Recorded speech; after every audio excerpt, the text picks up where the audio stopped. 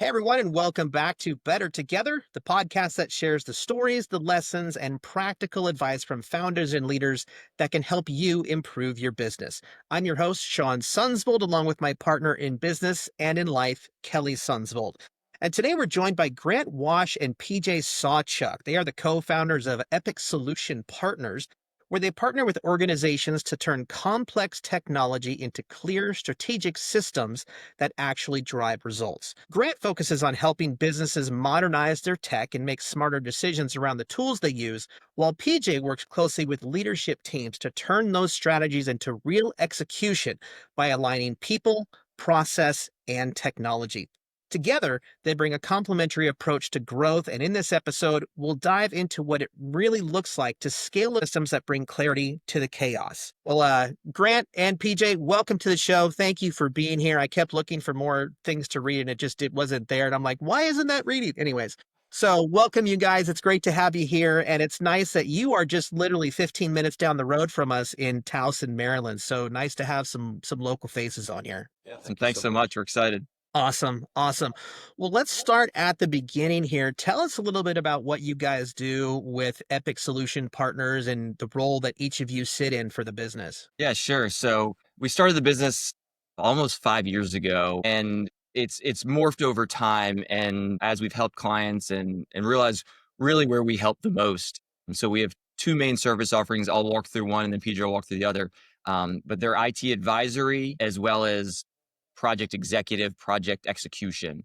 So on the project execution side, we take IT projects.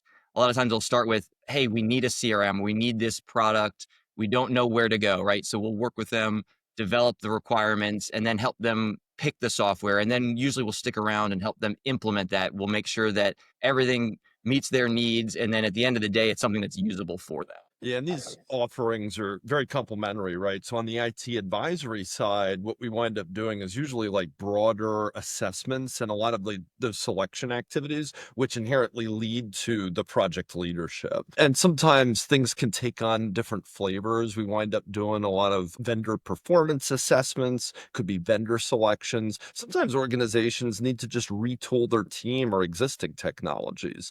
So we help in those ways as well. And we are partner and platform agnostic very intentionally because we want to find the stuff that just is the best fit for the needs of the organizations that we're working with, rather than being biased by being like a partner of like just a Salesforce or just a Microsoft. We love them all. We just love them differently for different groups. It's nice that you guys can find something. It's not a one size fits all. Salesforce for a business like ours would be probably not the best choice. So it's nice that you guys take the time to, get to know your clients, get to know what's best for them. So when a company comes to you, what's usually broken and not working that really leads them to pick up the phone? It really depends. And every client pretty much is different, which is why it's so, PJ and I like the originality of each client. And a lot of them come through our partners, right? And so it could be their current IT managed service provider who says, hey, they know they need a CRM, but they don't know which way to turn. Can you help them? That's a common one. Or one where someone connects us up because, they've got a new COO and the IT just isn't working. And so, hey, talk to PJ. Yeah, and we do love the diversity because we've seen almost every problem under the sun at this point.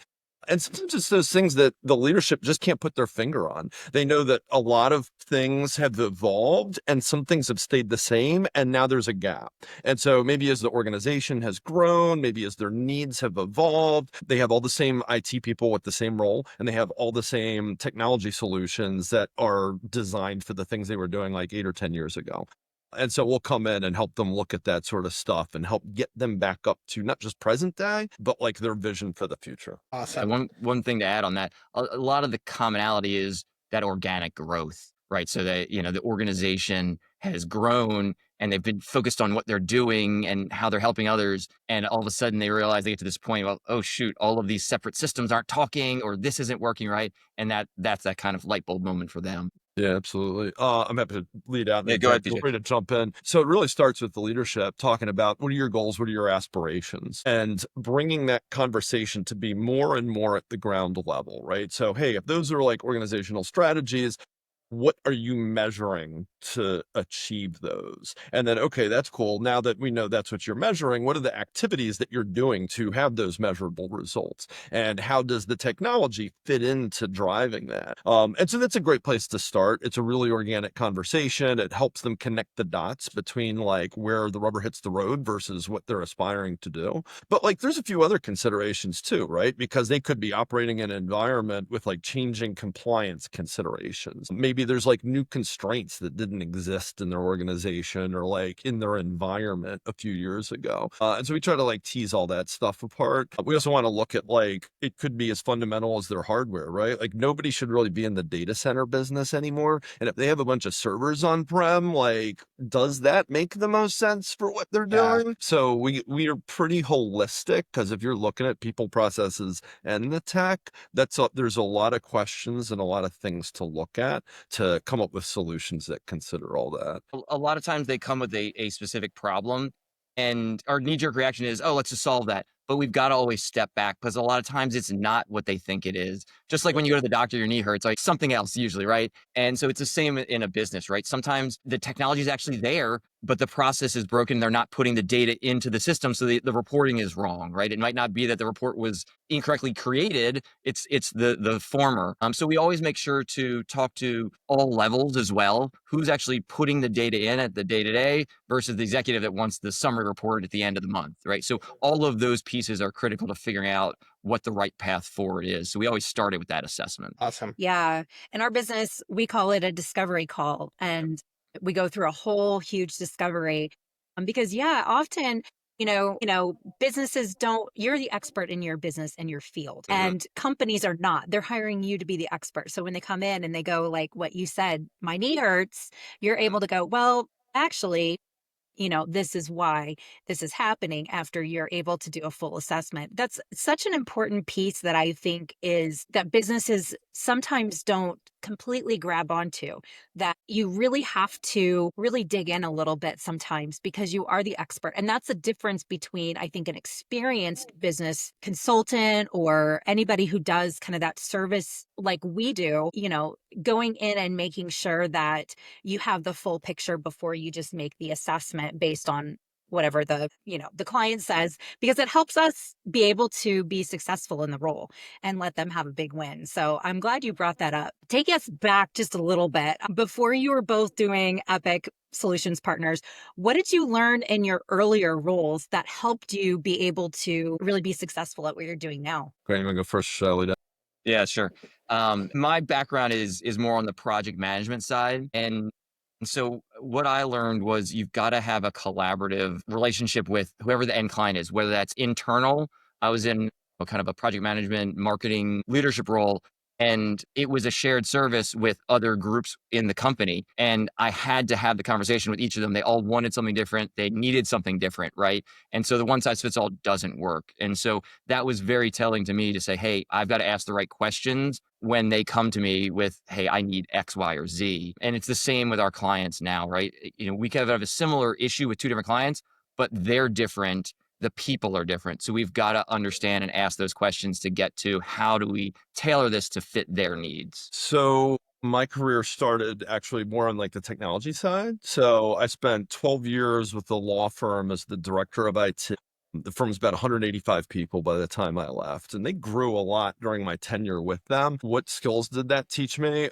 How to operate under duress, what good service delivery looks like, how to balance very diverse stakeholder interests, right? So like those were all like really super valuable skills that are like kind of portable to everything.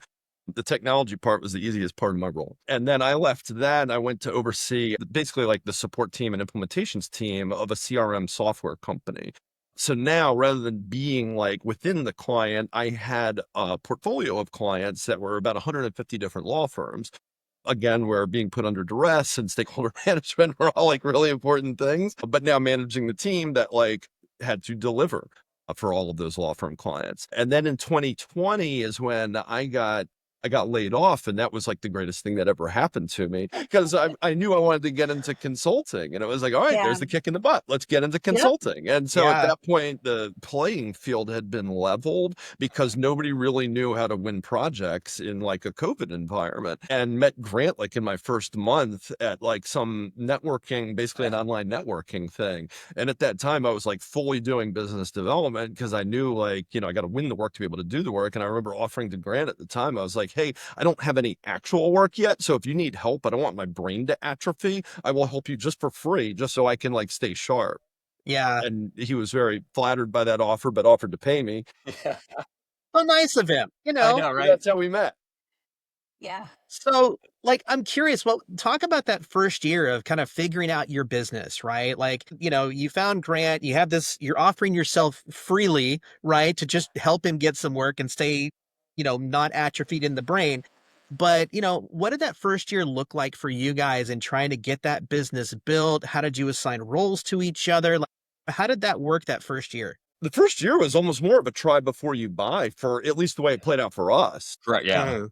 We had the same subcontractor agreement for each other. Yeah. So Okay. it was like, it was really convoluted. We basically signed the Yeah. same thing. It was like Yeah. bidirectional. And like, he would win some work, and where he needed help, he'd bring me in. And then I would win some work, and where I needed help, I would bring him in. Okay. And so we were able to get like a really good sense of like each other's working styles, and just like saw those synergies just very organically come to life.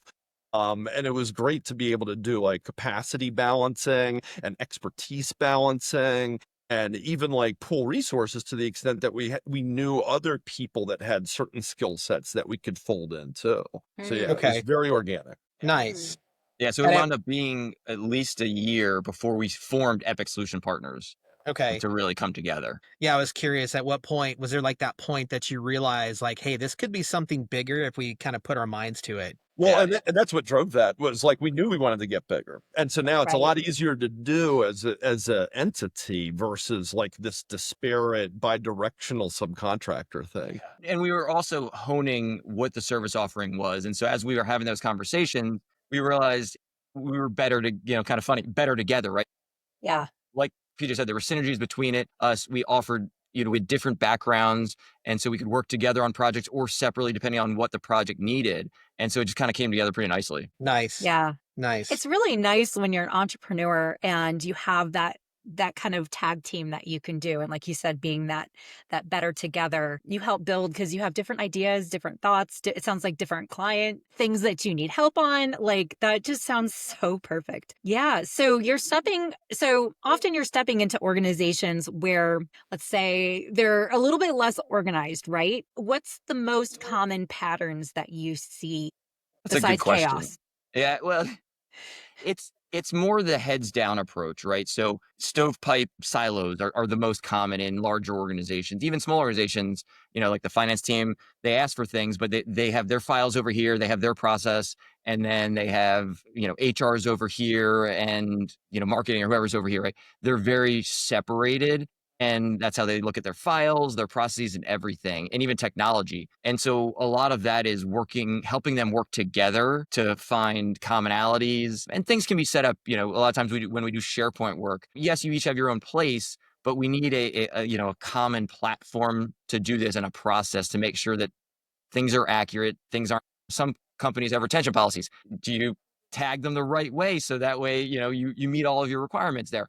It's just a lot of that. Some are organized within the organization, but it's getting that standard operating procedure across the board that really helps. Yeah, we frequently say that we help organizations in two ways. We're either going to augment your capacity, or we're going to augment your expertise. And so pretty much everything falls into like one of those two buckets, right? And like to Grant's point, so often there's like just these blind spots that exist within organizations, or like disconnects. And so there's a lot of opportunity for us to help there. Sometimes you find organizations where there may be somebody internally that knows exactly what needs to be done, and they're right, but they don't have sufficient buy-in, and there needs to be some sort of like due diligence process where like an external party comes in who can like actually reevaluate everything. And if we arrive at the same conclusion as them, great, that's awesome. But the rest of the organization kind of needs to hear that in order for them to have the confidence to move forward in certain directions. Yeah, yeah, I'm sure, just 5 years is a good almost 6 years now, really. It's a good time. It's a good way to see exactly what's out there and see a lot of different challenges, right, along the way. I'm curious, especially when you guys are a fairly small organization, right? You're kind of doing the process of like, we got to get clients, we got to do the work, we got to get clients, we got to do the work, and that can be a boom or bust cycle, right? Like you rush really hard, you work hard, you get 5, 6, 7 clients or whatever the number is for you guys, and then you go do the work.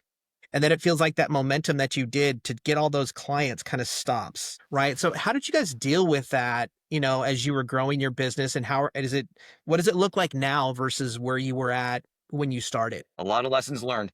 Yeah, and the best learned lessons come through the most pain. And Yeah. Yes, sir. Yes, sir. Yeah. Yeah. So, I mean, perfect example. I mean, PJ landed right when we kind of came together, this massive client. It took all of his time and a bunch of my time. And therefore, we were so heads down. And then we came out of that and the pipeline was empty. Right. And so Yeah. that Right. was really oh my, we can't let this happen again. And so we've been fine tuning it over time, what the percentage is, but making sure that we carve out, 30, 40% or more of our time dedicated to business development and sales, right? Otherwise, when it dries up, then the revenue stops, right? So we can't let that happen. PJ, that's naturally his thing. He loves being out there, meeting, selling, kind of building relationships. And so he carves out more of his time to do that piece for that reason. And Awesome. that is the beauty of the partnership, right? Is that you can start to like drill deeper into your passions and the areas that you love, and knowing that, like, again, if it's complementary, then it works really well for the whole. And so that is like where I've been spending more of my time as of recent. But it did take us a little while to figure out, like, how do we balance it, not only like individually, but also as the entity, to make sure we had the right ratio of the billable time versus like those non-billable activities that are so important to either Mhm. support or fuel the billable activities. Yeah. Yeah. Boy, your journey just it feels so similar. And the whole concept of, PJ being a little bit more like, hey, I like going out and seeing the people. And Grant, I would assume that you're a little bit more client facing or maybe a little bit more in the weeds. Yep. Exactly. Yep. I hear you. That's my role. Yeah. Sean's the let's go find this new group to be a part of. Go for it. And I mean, while we're still young and growing, we both have to do it. So I've been more focused on keeping that time allotted to do that. But I find more joy in the project execution, helping them achieve that Yeah. goal. And that's where Peter said, it really works well. That little bit of time split, he takes more of that, I take more of the client side, which Mhm. works out well for both of us. Yeah, for Awesome. sure. I mean, because you really need that both pieces in a business. I mean, it sounds like you guys complement really well. So while you guys were figuring out the roles and all that, what was something that you believed kind of early on in business that you've like completely changed your mind on? Yeah, no, that's a good one. I would say for me, going way back early in my career, I thought you create this perfect system and it's just going to be magic, right? I Hmm. remember I actually worked for a financial firm, but I helped them put together this. It was an early stage CRM, and I was like, oh, this is going to be the answer to all the problems. You still have to get the data in there, right? And Yeah. so, flash forward, it's the same thing now we're dealing with, and you could get the fanciest, best software. If no one's using it correctly or at all, it's a waste of time and money. So, that's been an interesting shift where I didn't understand the people side of things when I first got into the working world. That is as big, if not the biggest component in any work. And I think I've always been pretty good at managing my own expectations, but we talk to a lot of people that are like new to the contractor or going out in their own like role. And one of the common things and so, like, first of all, like, my story is different. I shared my story with you all, and I was fortunate to get the kick in the butt to be like, hey, go and run and do this. And I have just enough ADHD to be able to jump around and do different things and like kind of thrive in the chaos of like having to wear 30 different hats maybe within an hour. Mhm. But like for people that are new to it, it's for them because they know they've got a great skill set. and they haven't really done as much thinking on how to productize that skill set and make money off of it and get it in the hands of the people that need it. And that stuff is more important than that skill set, as it turns out. So, like, your skill set is about 49% of what you need to be successful, but the other 51% is how do you market it? How do you sell it? How do you scope it? How do you collect on it? And then how do you like grow it from there? And that's the part that trips up a lot of. Yeah, I think there's so much truth to that. Because I mean, there's so many people. It's like they have a great idea, they don't know how to follow through with it, or they have a great skill but don't know how to market themselves. Right? So I think y'all have done a fantastic job in like trying to figure out those roles between the two of you and build something out of it, which is just amazing. Kind of from both of your perspectives, and just looking at where you guys are now, what separates companies that successfully scale versus the ones that stay stuck? Like, as you're helping companies do that, what are you seeing? Companies that are honest with themselves, first of all, that have a Mm, willingness to have uncomfortable conversations and create a safe space for those conversations. Leadership is really the most fundamental in helping to scale. Leadership has to be like, again, they are going to facilitate those conversations. They need to create the safe space for them. They need to remind people that, like, hey, you're always going to be heard, but that doesn't necessarily mean we're going to do exactly what you're saying, right? But it'll Mhm. be part of the conversation. We'll consider it either way. And so at the end of the day, like, strong leadership is what's so imperative to having an organization that can scale. And being a strong leader is a whole separate podcast episode.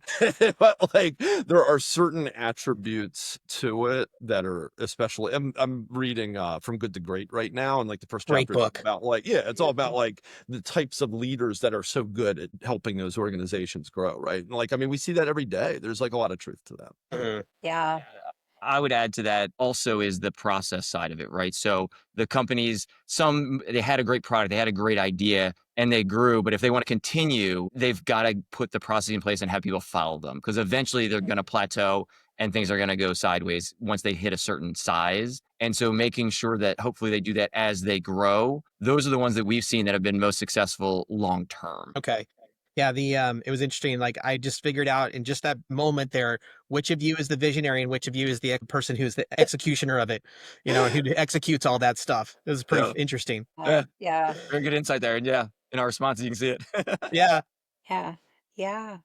Um, so kind of shifting to technology, how should leaders be thinking about technology today, especially with like all the noise around AI, the new tools? It can be a little overwhelming. So kind of how should leaders be thinking about that? Let's say, have you heard of AI? No, tell me more. Yeah, right. Changes Exactly. every single day. I know, Yeah. right? Every headline. I went to a Microsoft conference in the fall, and Copilot was, we wanted to turn it into a game because like you heard it so many times in every presentation. It's the future, right? And so it's the Yeah. same with now everything else. And that is a huge part of it. But people that we talk to, what they don't understand is if you're still using paper in your business, AI is probably not right now for you. So it's an awareness of where you are and what you need to do to get there, right? So in this day and age, technology should be used to help your team be more efficient, you know, in terms of the growth. That's really should be what's part of that engine to grow is helping you, keep track of things, be more efficient, be faster and better. And then with the right data sets and everything else, then you can have those AI conversations about, hey, how do we automate a ton of things, right? Mm, Then that comes in. Yeah, there's like such a strong allure to have conversations start with the tech first and then let's back them into what we're doing. And that is the opposite direction that you should be going in as an organization. So, like, start the conversation with, hey, here's what we should be doing. And then how can we do it better or more efficiently or use technology to help us get to that place in a better way. And the reason why that's better is like your outcomes are more easily measurable and you're not like just throwing stuff against the wall to see what sticks. And so we try to like flip the script on how the conversation is happening. Like just yesterday, Grant and I were talking about it earlier. There's a new IT leader in an organization that we did a huge assessment for last year. And we've maintained a great relationship with that IT leader and continue to like help them like, wherever they need help. A lot of our engagements will be like IT leadership mentorship sometimes and helping them okay. integrate into organizations and just be more effective. And so they were like, hey, we're thinking about using AI And what do you think? Can you help us? And so we're like, oh, well, that's cool. So like, what are you trying to do? Hey, let's bring the conversation to Hmm. what you want to do. And it turns out that after we started talking through some of their things, all they really need are some automations in those workflows. And so to like Grant's point, like actually the needs are a lot more fundamental with like where they're at right now. And what we realized is some of those integrations, they have some set up integrations and they just need to be fixed. So Hmm. like AI would be like adding like, a lot of horsepower to something that quite frankly just needs a really fundamental fix to begin with. And then it's actually going to do everything you need, at least for that scenario. Right. And so like we sent them Right. off with a homework assignment to have more internal conversations that actually got us to the point of like, hey, here are the things we need to do, because we're not just going to start throwing like AI solutions at them without being clear on the Right. fundamentals first. Yeah. Yeah. Yeah. I think, and it's interesting, both of you work very closely with leadership teams. What is something that maybe leaders think is a technology problem that really comes down to a people or process problem? That's a good one. And PJ can expand upon it more, but a lot of times when we go into these assessments, most of the clients we work with, they have maybe one or two internal IT folks, but then they also have an external company that's helping manage at the top level or ticket escalation, things like that for IT issues. And sometimes there's, breakdowns in the process and they think it's the vendor's problem, it's their fault, or it's how we're submitting tickets. And what we found once we dig in and talk to all the right people, a lot of times it's the people and how they're putting things in. They're not following the steps that are outlined, and that creates gaps and delays, right? So it's a lot of times at the top, you don't have time, or nor should you look at every single piece of the process. You just look at the outcome, right? And if the outcome's not what you want, you're like, hey, there's a problem. But a lot of times it doesn't align with the truth. Yeah, and if you look at a workflow, so apart from technology, so throw the technology out for a minute, like a workflow, especially in organizations, the bigger they get, the more complex they become, because you have these handoffs between the different teams as something goes through. And where there's so often those breakdowns, to Grant's point is like, if this, like maybe marketing has like conjured up opportunities, and now the sales team has to take over, and then the sales team closes it and there's a team that delivers on it, and then that has to go to like finance or billing because now they need to capture the money on it. And as these things get handed through, if there's not the handoff of the right data for the next group to be able to do their role and be able to like report on their effectiveness, then that's a big problem. And so we want to make sure like all of our assessments really start with like some of those workflow mapping exercises, because it may not be a tech issue. It may be that this group just doesn't know they have to enter in this information back 5 hops in the workflow. And so by the time it Mhm. gets to this group, they don't have the important stuff that they need, even though all the systems are there to be able to facilitate it. So yeah, it can be that fundamental sometimes. Yeah, for sure.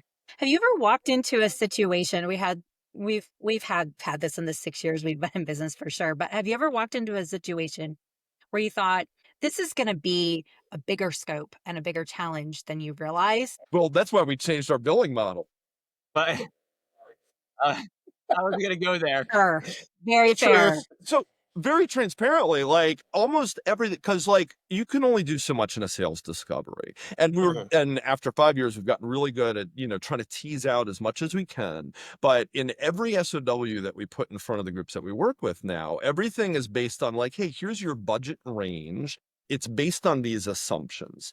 And if we get in there and some of those assumptions don't hold true, in the spirit of like a good partnership, we're going to work with you to manage Mhm. the new things that have evolved or come up, right? But like that could mean that it changes what we're going to have to do, and therefore the amount of money that's associated with doing it. And so we preface every engagement with that very clear language, because so often like people, let's use the complaining about the knee pain example again, is the result of maybe like an issue with their back or something else. And like Mhm. until we get in there and we start poking around, it's hard to tell what Easter eggs lurk for Yeah. us. Yeah. Yeah, Yeah. one of our early projects was a fixed bid, and we're like, "This looks good," and it was one of those onions, right? You peel it back, and it just keeps going. And it was a pre-built software they had gotten. Someone else had done it years before, and they wanted to do all these new things, and it just kept growing and growing and growing, and it was painful. It was just one of those painful lessons learned where Yeah. we again, need to go to the hourly model and just keep our clients updated the best we can. And so we try to, whether it's a change order or just a conversation, if, hey, here's what we thought, right or wrong, this is the reality now. And so we just want to, keep that in the forefront with you. Yeah. Yeah. I appreciate that perspective. It's a little bit of the vulnerable side that, kind of, we learn and grow as our businesses expand, grow, we take on new clients, we learn new things. And I think that's really the point of what we try to do with this podcast is just have those conversations with business owners who can be vulnerable in sharing some of those hard things that come up because honestly, we're not alone. Yeah, true. And if we can all help each other and go, you know what, this thing I'm feeling, or I made this mistake with this client, you know what? All of us have done, probably there's someone out there who has done the same things. So I appreciate you guys being open and vulnerable with our audience and talking about just real world examples from your time. So how can people get a hold of you and get connected with you? Yeah, the best way is through our website. We've got, phone number, email, or a form there. So always happy to have a 30-minute sit down, that discovery call, conversation with whoever's interested. So epicsolutionpartners.com and would love to be open to chatting with whoever. And find us on LinkedIn too, because we try to post Oh, yeah. content that's relevant at least weekly. We just recently did a blog that's a little bit more oriented for like nonprofits about just how they can find funding to take on technology projects, right? And that's really important for them. And we're always happy to act as resources to any group. So even if we can't help you, like we've sort of made a bunch of connections and are always happy to like point you to people that we trust that may be a better fit to help different groups with different challenges they face, or even opportunity they're trying to capitalize on, either way. We Yeah. want to be a resource. Yeah, For sure. exactly. Exactly. Well, thank you so much for being on the podcast. We appreciate your time. Thank you both. Take care. All right, bye guys. Kill.